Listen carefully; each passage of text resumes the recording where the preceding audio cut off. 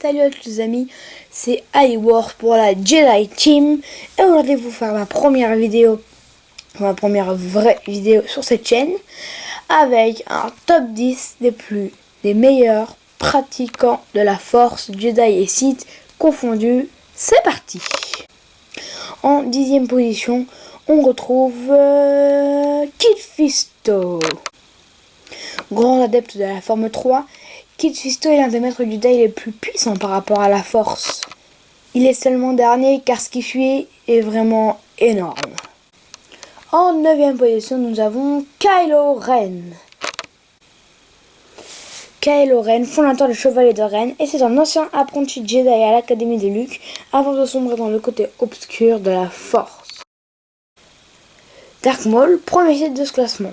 Darth Maul était un jeune Zabrak qui a été capturé par Dark Sidious lorsqu'il était juste bébé. Ce Seigneur Sith n'était en fait qu'un leurre utilisé par Palpatine le temps d'attirer Count Dooku du côté obscur de la Force. En participant à un combat ultra épique, Qui-Gon Jinn et Obi-Wan contre lui. Il arrivera à tuer Qui-Gon Jinn mais se fera trancher en deux par Obi-Wan Kenobi. Et dans la saga Clone Wars, il prend deux jambes robotiques, mais ça, j'y crois pas trop. En 7e position, nous avons le Count Dooku. Ancien maître Jedi et formateur de Qui-Gon Jinn, Count Dooku est un adepte de la forme 4. Il a été recruté par Palpatine pour entrer dans le côté obscur de la Force et devenir ainsi le fondateur d'une société secrète, les séparatistes. En 6e position, nous avons Qui-Gon Jinn, maître de Obi-Wan Kenobi. Qui-Gon Jinn est un Jedi non conformiste qui ne respecte pas l'autorité du Conseil des Jedi. N'empêche, il arrivera à former extrêmement bien son jeune padawan assez turbulent, Obi-Wan Kenobi. Il mourra lors d'un combat contre Darth Maul, mais il fera jurer à Obi-Wan Kenobi de former Anakin Skywalker, car il croit que c'est l'élu.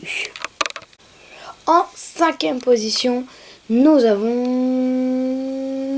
Palpatine. Palpatine alias Darth Sidious. Très puissant Sith, 4e empereur Sith, sénateur de Naboo avant de devenir chancelier suprême, Palpatine a su établir un plan infaillible pour détruire totalement la République. Il participa pour moi à l'un des plus grands combats de l'histoire de la saga, Yoda versus Palpatine. En 4e position, nous avons Mace Windu. Interprété par Samuel L. Jackson, Mace Windu est le seul maître Jedi à posséder un sabre laser violet. Notons d'ailleurs que l'acteur a voulu que Mace Windu meure dans une mort digne d'un Jedi et ça n'a pas raté car il se fait tuer par Dark Sidious en personne. En 3e position, nous avons Obi-Wan Kenobi. Obi-Wan Kenobi, mon maître Jedi préféré. C'est un peu le maître Jedi modèle. Il est formateur de Anakin Skywalker qui se transforma plus tard en Dark Vador. Il participera au combat le plus épique de toute la saga. Vous le connaissez bien sûr, le fameux Obi-Wan Kenobi versus Anakin Skywalker. En 2e position, nous avons Darth Vader. Dark Vador, oh mon dieu, mon personnage préféré de la saga Star Wars, mais il est en 2e position, vous savez très bien pourquoi à mon avis. Ce Dark Vador, ancien Jedi qui s'est fait séduire par le côté obscur de la Force et Palpatine afin de devenir le plus grand Sith de l'histoire de la saga. Oh, je l'adore. Et en première position, nous avons Maître Yoda.